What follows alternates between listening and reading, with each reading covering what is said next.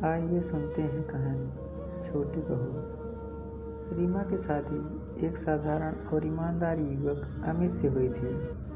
अमित एक private company में काम करता था और सुबह जल्दी घर से निकल जाता था।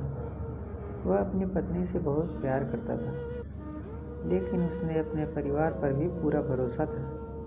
शादी के शुरुआती कुछ दिन अच्छे बीते, लेकिन धीरे धीरे रीमा को महसूस होने लगा कि घर में कुछ ठीक नहीं है। अमित के घर से निकलते ही उसकी सास का व्यवहार बदल जाता। छोटी छोटी बातों पर उसे डांटना, घंटों तक काम करवाना और उसकी हर गलती को बढ़ा चढ़ाकर रोज की तरह बताना बात बन गई थी।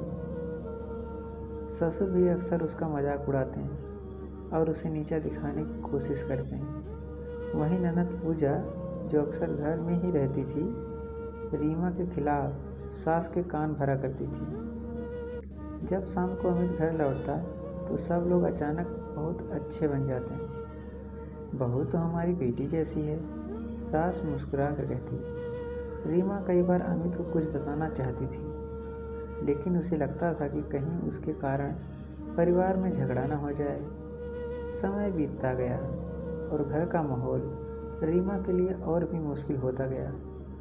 एक दिन सास ने रीमा से घर पर पैसे गायब होने का झूठा आरोप लगा दिया।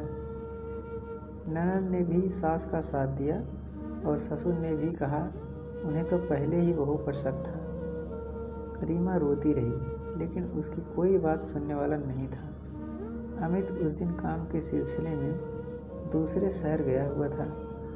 उसी रात रीमा को स्टोर रूम साफ करने के लिए भेजा गया। वहाँ सफाई करते समय उसे एक पुराना मोबाइल फ़ोन मिला।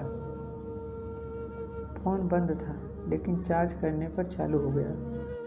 फ़ोन में कई पुराने वीडियो मौजूद थे। जिज्ञासावश रीमा ने एक वीडियो चलाया। वीडियो देखकर उसके पैरों तले ज़मीन खिसक गई। वीडियो में साफ दिखाई दे रहा था कि सास, ससुर और ननद आपस में बात कर रहे थे। सास कह रही थी, अमित को कभी सच्चाई का पता नहीं चलना चाहिए। अगर बहू उसके करीब हो गई तो हमारी बात नहीं मानेगा। दूसरे वीडियो में ननद खुद पैसे अलमारी से निकालकर दूसरी जगह छुपा रही थी। रीमा समझ गई कि उस पर लगाया गया आरोप पूरी तरह झूठा था। उसने सारे वीडियो को अपने फ़ोन में कॉपी कर लिया। अगले दिन अमित वापस लौटा। जैसे ही वह घर पहुंचा, सास ने फिर से बहू की शिकायत करना शुरू कर दी, लेकिन इस बार रीमा चुप नहीं रही।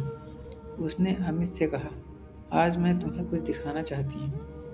उसने अमित को वीडियो दिखाया। एक एक वीडियो के साथ उसके चेहरे का रंग बदलता गया।